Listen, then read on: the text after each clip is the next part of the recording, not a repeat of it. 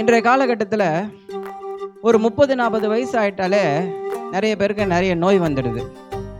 ஆனால் ஆண்டவர் என்ன சொல்றாருன்னா, உன் நாட்களுக்கு தக்கதாய் உன் பலனும் இருக்கும் அப்படிங்கிறாரு. நீ எத்தனை வயசு வரைக்கும் வாழறியோ அத்தனை வயசு வரைக்கும் நான் உனக்கு பலனை கொடுப்பேன், வல்லமையை கொடுப்பேன், பவரை கொடுப்பேன் அப்படின்னு சொல்றாரு. மோசேயை எடுத்து பார்த்தோம்னா, மோசே மரிக்கும்போது 120 வயதா இருந்தான். ஆனா வசனம் என்ன சொல்லுதுன்னா, 120 வயதிலும் மோசேயினுடைய கண் இருளடையவும் இல்லை, அவன் பலன் குறையவும் இல்லை என்று சொல்லுகிறது. 120 வயது வரை, அதாவது மரண தருவாய் வரை அந்த மோசே பலனுள்ளவனாய் வாழ்ந்திருக்கிறான்.